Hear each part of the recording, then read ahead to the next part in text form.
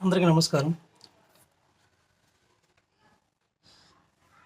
గత 30 సంవత్సరాలుగా మందకృష్ణ అన్న చేస్తున్న పోరాట ఫలితమే ఈ ఎస్సీ, ఎస్టీ, ఏబిసిడి వర్గీకరణ. గత 3 రోజుల కింద సుప్రీంకోర్టు ఇచ్చిన తీర్పు అనేది చాలా చారిత్రాత్మక తీర్పు. ముఖ్యంగా ఈ తీర్పును వెలువరించిన chief justice of India Chandrachud గారికి, ఆ పర్టికులర్ బెంచ్ ఉన్న సభ్యులందరికీ, ముఖ్యంగా మాదిగ జాతి తరపున ధన్యవాదాలు తెలుపుకుంటున్నాము. అట్లాగే ఒక నాయకుడు మందకృష్ణ మాదిగ అన్న గత 30 సంవత్సరాలుగా అనేక పోరాటాలు, అనేక ధర్నాలు, రాస్తారోకాలు, అన్ని పార్టీలను కలిపి, అన్ని ముఖ్యమంత్రులను కలిపి, అలాగే జాతీయ స్థాయిలో ఉన్న కమిషన్లను కలిపి ఒక అలుపెరగని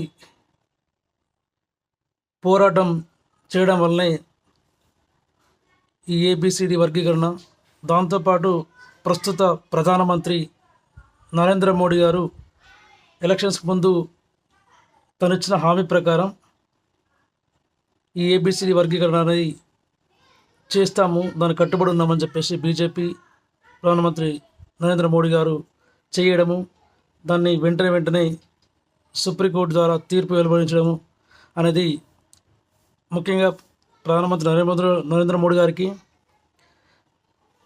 యావత్తు మాదిగ జాతి తరపున ధన్యవాదాలు తెలుపుకుంటున్నాము. అట్లాగే ఈ 30 సంవత్సరాల్లో మందకృష్ణ మాదిగ అన్నతో పాటు అనేక మంది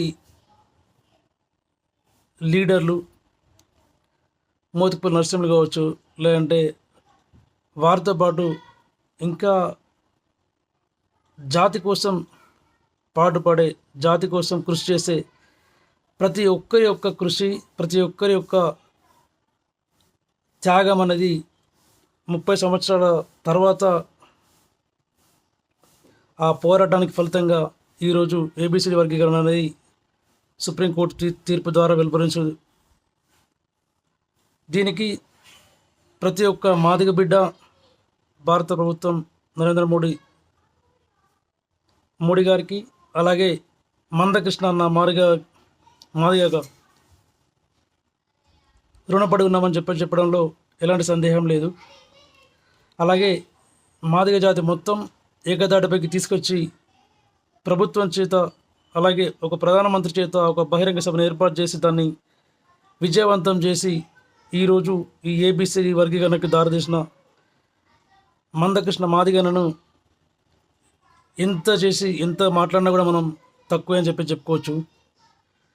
అలాగే మాదిగ జాతి తరపున మొత్తం యావత్తు భారతదేశం, అలాగే ఈ స్టేట్ పక్క రెండు స్టేట్లో ఉన్న ప్రతి ఒక్క మాదిగ బిడ్డ జాతి తరపున ప్రధానమంత్రి మోడీ గారికి, ఈ ఏబిసిడి వర్గీకరణకు కృషి చేసిన అన్ని పార్టీలు, అలాగే ముఖ్యంగా చంద్రబాబు నాయుడు గారికి ప్రత్యేక ధన్యవాదాలు తెలుపుకుంటున్నాము. ఎందుకంటే అతను గత 20 సంవత్సరాల కింద అతను ఇంప్లిమెంట్ చేసిన ఏబిసిడి వర్గీకరణ అనేది ఈరోజు సుప్రీంకోర్టు తీర్పు ద్వారా వెలువరించడం జరిగింది. కాబట్టి ఇప్పటికైనా ఒక జాతి మోసపోయింది, అందులో ఉన్న వివిధ ఉపకులాలు వాటి జనాభా నిష్పత్తి ప్రకారం ఇప్పటికైనా కూడా వాటిని గుర్తించి వారికి తగిన రిజర్వేషన్ కల్పించాలని చెప్పేసి సూచించడం అనేది చారిత్రకంగా చాలా కీలకమైనది.